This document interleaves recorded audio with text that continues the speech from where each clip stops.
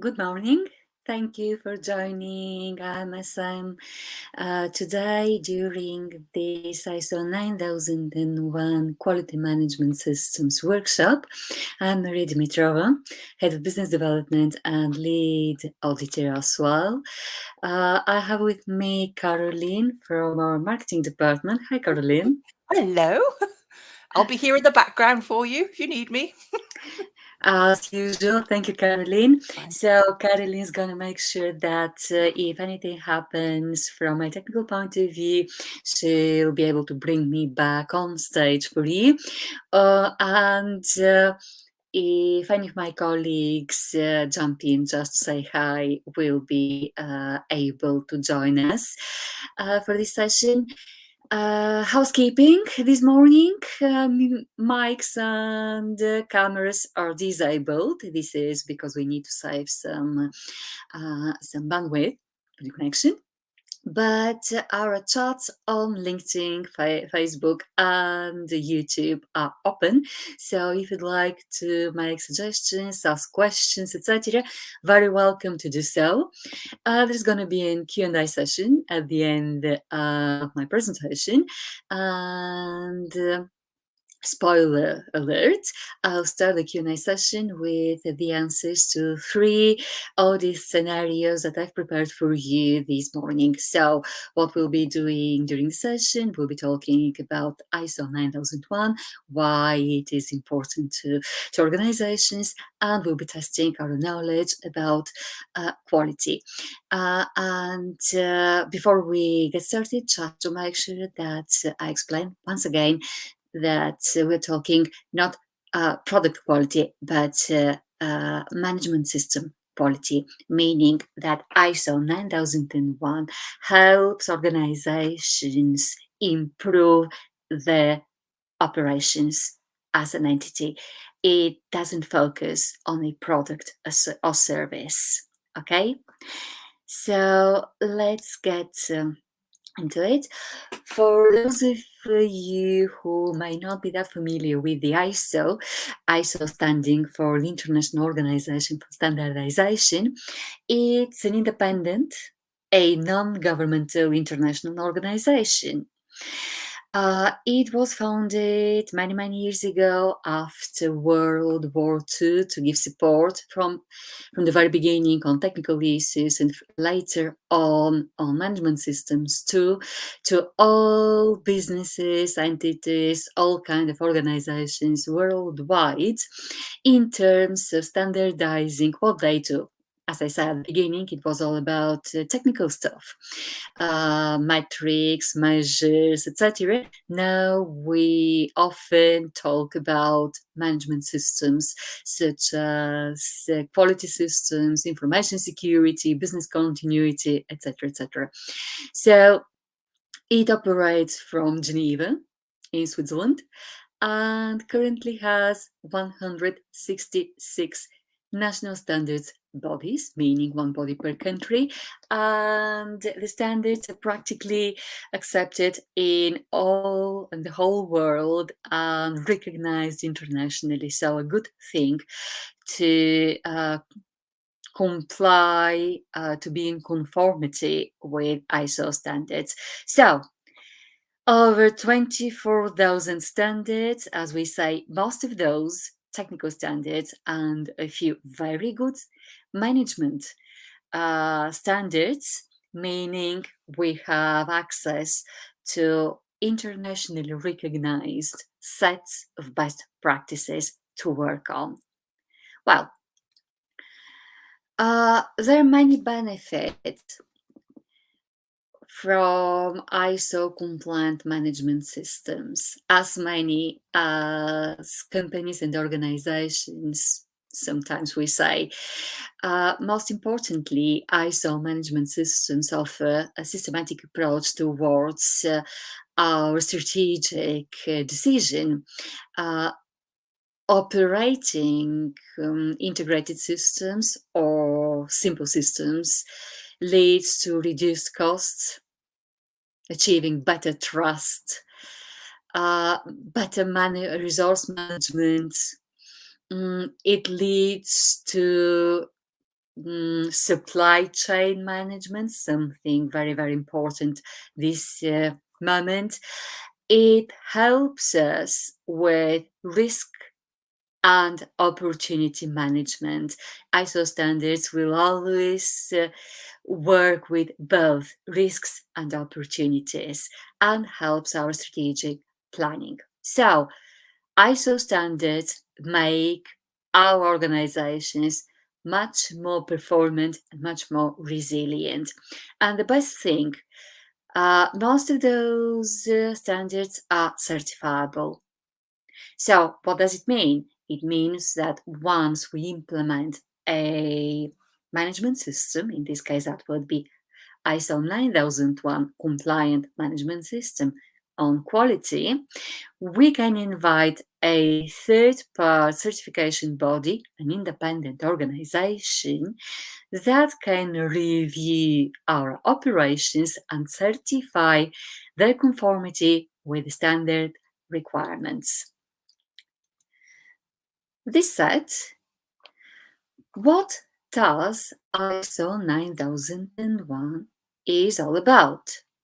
Again, it's an international standard and it defines the minimum requirements for a company's quality management system. And again, when we talk ISO 9001, we're not talking product quality, but our operations quality, our approach towards customers, our focus on customer satisfaction, and all this taking into account our organizational environment, all our stakeholders, their requirements, their needs, and their expectations.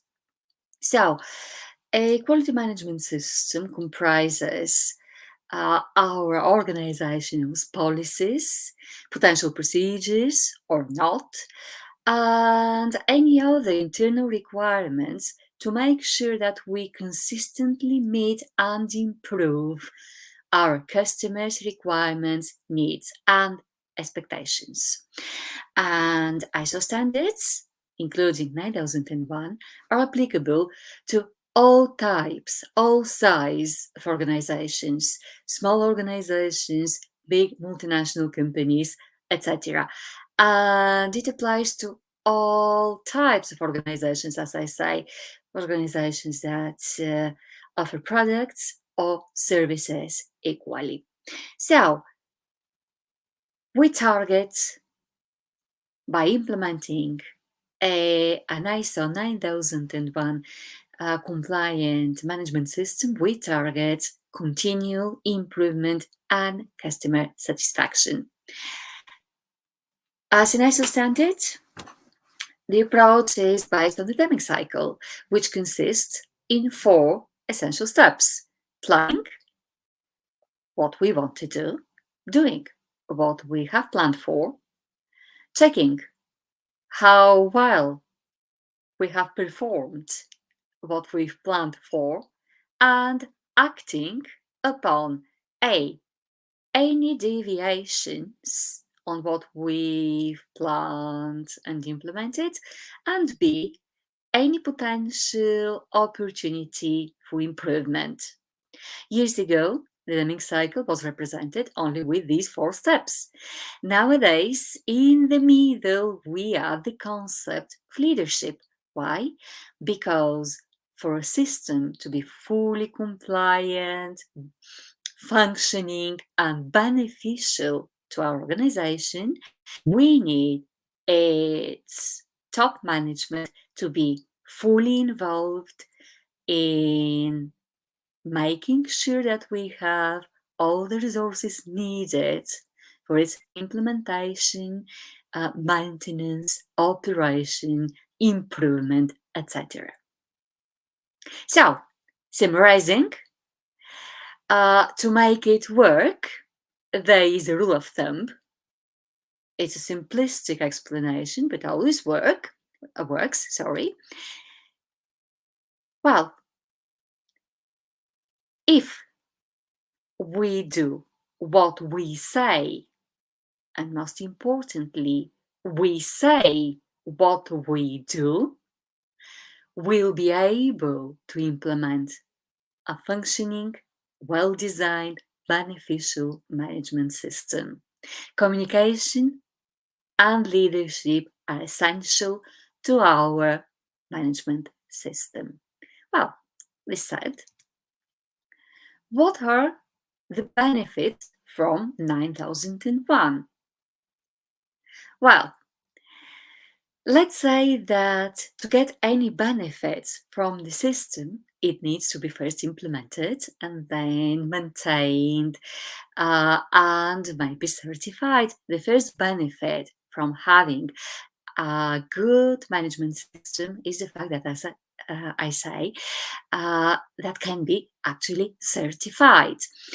But to arrive to exactly this point, we need to regard the implementation as a strategic decision.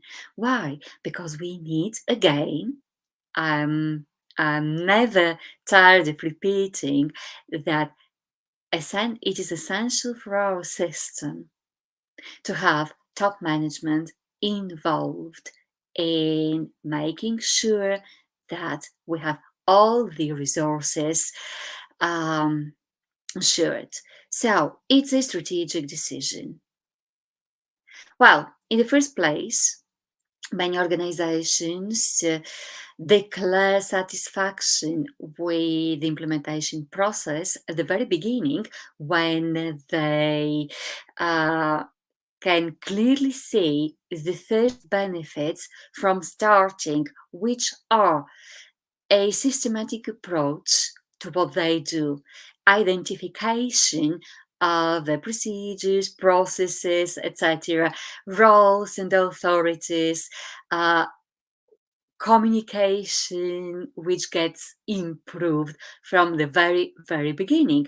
And then we add to this first basis we've discovered, we identify what our legal compliance requires, any statutory, regulatory, contractual requirements, and thus we continually improve our operations and our customer satisfaction.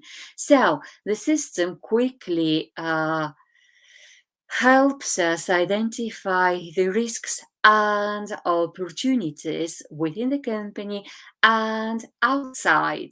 Why? Because, as we've already explained, ISO management systems are all about the organizational environment, not only within the company, but the broader environment around us. And how do we identify the interested parties? Another rule of thumb, if we ask ourselves who are the organizations and individuals that may affect our operations, our company, as well as who are the individuals and organizations that our operations can affect and impact, we can easily identify them. The important thing is to repeat this exercise at regular intervals just to make sure that nothing has changed in the list of our interested parties. And if something has changed, we've been able to quickly identify it. So this brings in new business opportunities. And again, a main benefit from implementing a management system is the opportunity to get it certified and thus declare conformity with the standard in an official way and get that internationally known certificate saying that our organization operates in conformity with the best internationally recognized practices worldwide. Okay. Talking third-party audits. There are as many reasons to certify an implemented system as companies that implement these systems. Some organizations do it just to make sure that the organizations they operate in conformity with the requirements of the standard. Why? Because I've already mentioned it. The standard represents the best set of good practices worldwide. Other organizations, on top of that, request for the effectiveness of the system to be determined in order to improve it. Other organizations focus on regulatory requirements, legal requirements, general compliance, etc., contractual requirements, and many organizations do it for marketing purposes and for customer guarantees. Why? Because ISO standards go beyond legal compliance. They ensure we're trustworthy. Why? Because an ISO certificate means to our customers and other relevant parties that we adhere to best practices, and this is very valuable. Brilliant. Well, who says audits and third-party certifications says a scary word. Many organizations decide to postpone or sometimes do not go with a certification, although they operate a fully compliant system. Why? Because they are kind of scared of auditing. They try to avoid those very nosy people who come in, talk to us, and maybe disturb our operations for a day, 2 or 3.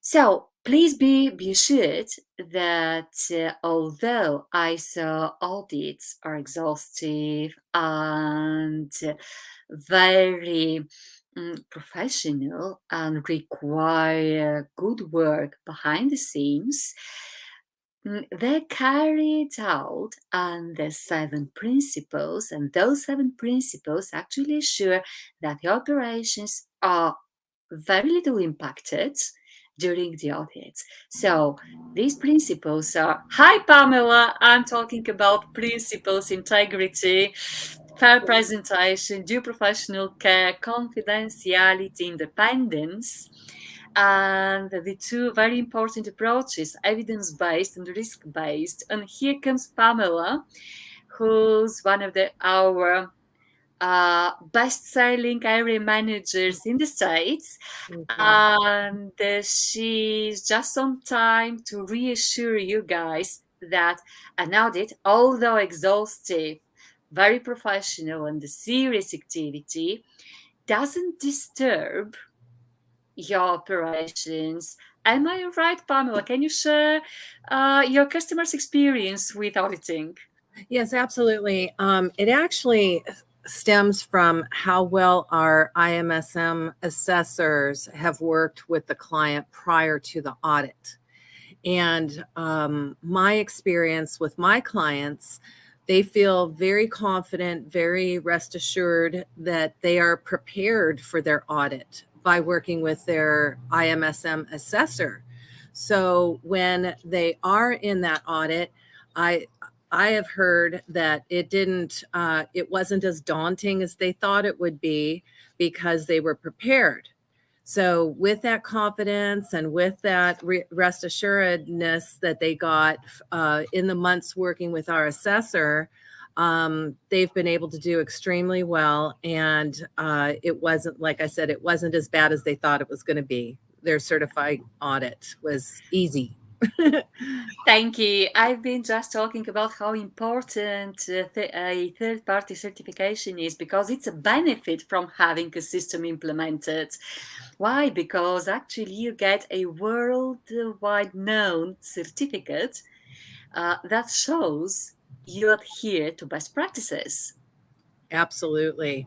I always tell my customers that with having ISO certification, and I heard you mention this as well just a few minutes ago, is that it is the highest level known best business practice that they could put in place and certification that is internationally recognized, internationally known, and it levels them up above their competitors that don't have it. Absolutely, and many organizations are actually ready to go ahead with our help and get certified. So I have prepared a couple or three of scenarios. Two of them are internal audits, just to make sure that our attendees can compare their knowledge and see how prepared they actually are. Let's have a look at that scenario, shall we? Sounds good. So, yeah, in the final inspection and the shipping area, we, as internal auditors, examine records for an order. And this order is related to an item that is pending shipment to a customer. We observe a note. The note says, all's correct, alongside the initial JC. The supervisor tells us that JC is one of the junior inspectors. So we ask the supervisor who has authorized the shipment. And the supervisor responds that authorization is not necessary for this type of routine products, and the records show that the inspection was satisfactory, wasn't it? The supervisor informs us that in case of problems, the signature of David Manvers, the chief inspector, is requested, but only if modifications to the product are required. We, however, nosy people, check the organization's documented information on the shipment process and see that the chief inspector is responsible for authorizing the final shipment of all products. So we internal auditors, we work for the company, but for another department to avoid partiality. And we're asked to see if everything's okay. So we have 5 options in here. We do nothing because it's all good. We recommend an action to improve the communication because we think there is something that's wrong. We contact management, top management, and inquire why it has happened. There's something obviously wrong, we think. We investigate further, or we document a non-conformity. Now, I have just mentioned 7 auditing principles. Those principles should be respected in internal and external audits. So, I highly recommend that we ignore options at least B and C. Why? Because we must be independent. We must not interfere within the company's operations. We are observers. We're there to do what? To see if the company does what they say and say what they do. That's all. Now, we have 3 options left. It's all good.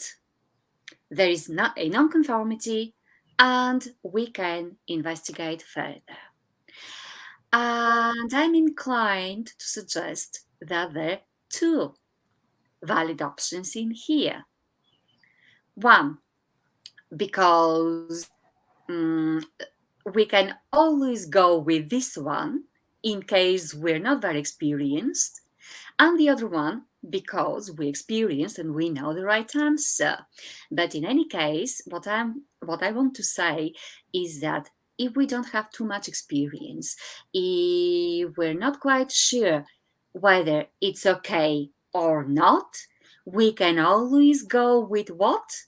With further investigation. Guys, if you're not sure, either okay or not, investigate further. The standard is flexible. If you investigate further, in this scenario, we don't know, we don't have any further information, but in real life, we'll get much more details. So if you investigate further, you'll get it right. I promise. Now, in this case, although documentation say it's everything has been documented and explanations seem to be very logical, there is non-conformity. Why? Because remember, it's the third time I'm saying it. We say what we do what we say, and vice versa. In this case, although we don't know how the company really operates, we read one thing, that the chief supervisor is meant to sign everything, and see a completely different thing. A junior supervisor has signed the shipment. So there is no match. Remember, it's about doing what we say and saying what we do. If both match, that's okay. If they don't, that's a non-conformity. Does it make sense, Pamela? Absolutely. Absolutely. And that's why when in these audits, they do have that opportunity to clean it up, clear it up, if they do take the time to do that further investigation. Absolutely. And this is how organizations continually improve. They learn every day, and the result is the customer satisfaction. We focus on the customer, and nowadays it's really, really important. Why? Because we don't know where from our next challenge is gonna come. After the pandemic, when we literally waited for aliens to land on Earth, we had a completely different situation. Europe's biggest country fighting against Europe's second big country. So, without getting political, just mentioning such a huge challenge. And in this situation, we need to be able to evaluate our customers' ever-changing requirements and satisfy their needs, and manage efficiently their expectations. Okay, let's go further. Another scenario with internal auditing. Again, we work for a company that has asked us to go and supervise and audit, another department. Why another department? Because we don't work for them, for that department. We are much more independent, much more impartial. So we're auditing design and development processes. The design and development process in our organization. Our company designs and manufactures industrial equipment. The department currently works to resolve a customer complaint related to faulty security mechanisms. Happens. So engineers have been dispatched to the customer's home to repair some equipment that was designed, manufactured, and supplied 2 years earlier for a contract, let's say A1, 2, 3. So all three engineers, that's a real case, all three engineers go to see the customer. Okay, we found a recent note in the archive stating that engineers are currently having difficulty repairing the equipment. The latest equipment design has been provided with serial number X134, revision 3. The technical drawing does not contain, though, the modification to the safety mechanism that was made before the delivery and the installation of the equipment.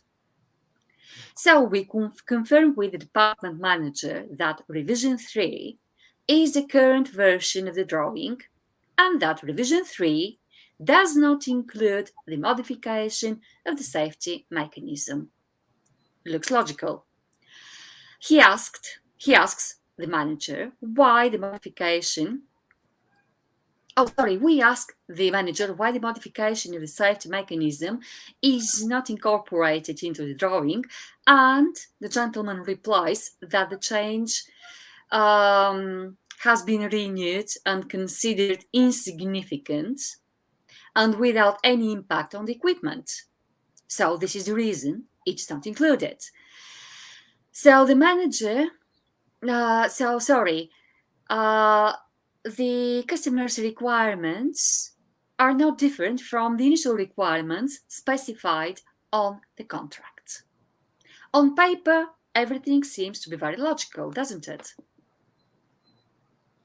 What do we do in here? Again, everything has been documented, everyone knows what's going on, so it's all good. We are not going to pay attention to letter B and C because we've already discussed our auditing principles. We decide to investigate further, or we document a non-conformity. So, if we have little experience, again, I'll be inclined to go with further investigation. Why?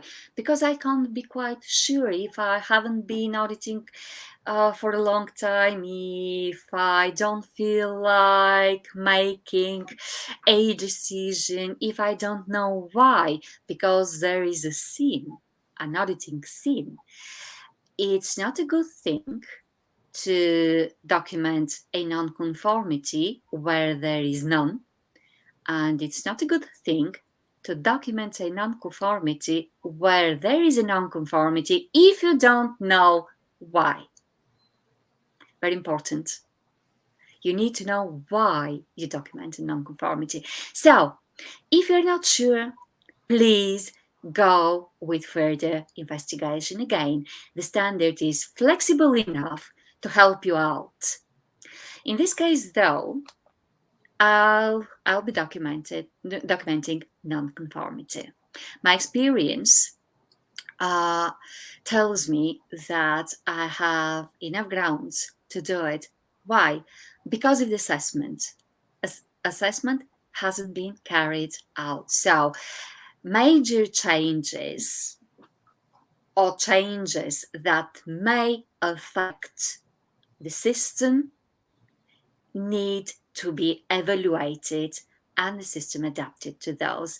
Obviously, a change that has affected somehow our customer satisfaction has been missed out during the evaluation. This is why will be documented a non-conformity in here. That was a tricky one, wasn't it? Absolutely. Yes. But this stuff happens. This is real life. Oh yeah, this is real life. You can't imagine. You can actually imagine 3 engineers sent to the customer being idle for a while, not being able to sort it out. It has a huge cost to the company.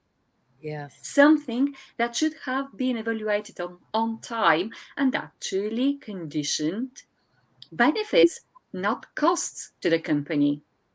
Absolutely. This is how, in real life, ISO standards help. Well, and because we've been talking so much about third-party audits, those nosy people poking around, trying to verify if your system's good enough, well, here we have a third scenario. Now we'll be working with an external auditor and we'll try to identify what the auditor will do or should do if presented with this particular scenario. So the lead auditor, that's an insurance company, the lead auditor asks the training manager to show him the training records of 3 people who work in the claims department. The auditor sees in the training records that each attendee attended a customer service course. The auditor asks the person in charge how the training is evaluated and is told that each person who attends a training course is asked to complete a questionnaire on whether they liked the course, if the course was useful, and how well training has gone, as well as how good the tutor had been. This information helps the company decide whether to send other staff members to the course. The auditor examines the questionnaires and sees that all 3 gave high marks. All 3 found the course very good and very useful, and all 3 people also awarded the tutor high marks, very high marks. What should we expect the auditor to do? Well, nothing. It is all good. Recommend an action or contact management. These 2 are not options for us. Why? Because we know the 7 auditing principles, don't we? Investigate further or document a non-conformity. And thank you very much for everyone that has selected option E, document a non-conformity. That's not the correct one. Thank you for doing it. So basically, because it helps me illustrate my point with regards to the 7 auditing principles. If you remember, we started with impartiality. We can't be biased. And I bet when you made your decision on the right option, you started thinking, with, in my opinion, I think that I consider that proof you are biased. So, as an auditor, this is a tricky one. As an auditor, I will go with investigate further. Why? You're right. It looks like there's something wrong, but the standard doesn't tell you what the content must be. It tells you that you must train your people, make sure they're aware of the standard, of what you do. They're well trained. They continually improve their operations, but it doesn't tell you what the contents have to be. So we don't know. Imagine that it has been a course especially designed to help people feel better. We don't know. Unless we ask, we don't know. On top of that, there is no information on this scenario about how big the company is. If it's a small company, 3 people is a representative sample. Good enough. How about if we're talking about 35,000 people? We can't make a decision based on a sample which is not representative. So in this case, I would investigate further. I would talk to other people. I would visit other departments. I would investigate other questionnaires, talk to other managers, etc., etc. I'd try to find as much evidence as possible to support my decision on whether it is all okay or there is something wrong. The scenario, the way it has been designed in front of you, doesn't support a non-conformity decision. Does it make sense? Absolutely, 100%. Thank you, Pamela. So I haven't seen any questions popping on the screen today. But if you'd like to add anything, Pamela, please feel free. Yes, absolutely. One of the things that we have found out IMSM, and that is at least here in the United States with research and development tax credits, that it is a dollar for dollar tax write-off against their income for most of the ISO certifications that we offer at IMSM. So in essence, in this category of ISO certifications with the research R&D tax credits with when somebody actually files their tax returns, that if they spend $20,000 with IMSM, they get to write $20,000 right off of their income. So in essence, it costs the company, the organization, and the firm nothing to get ISO certified and use IMSM. Absolutely. That's about motivating people further, I think. And we're a nice bunch of people, aren't we? Yes, absolutely. And also having any type of ISO certification on your website as a business owner. I owned my own business for 20 years prior to coming to IMSM. It definitely allows you to gain more business, more visibility, more credibility. It adds a lot more value to your company. But I always say when you are not ISO certified and you do not have that on your website, you don't know the business that you are not losing because people did not contact you because you did not have that ISO certification on your website. And it does make people wonder, how much business have I lost by not having this ISO certification of 9001 especially? And it means a lot to some people when they are looking for vendors to do business with. Indeed, and here in Europe, basically, both public and private tenders require ISO certifications. You can't bid if you don't have the certification. Absolutely, 100%. Yeah. So, Pamela, thank you very much for jumping in. Always pleasure having you with me during these webinars. Hope you'll be joining next week for 14,001 as well. Absolutely. And thank you, everyone. Thank you, Caroline. Caroline, you didn't get the opportunity to jump in with your case study suggestions this time. So apologies for that. I know how much you enjoy resolving our audit scenarios. Bye. So thank you, everyone, and see you soon, I hope. Thanks, Pamela. Thank Caroline, you. can you please finish the session now? Thank you.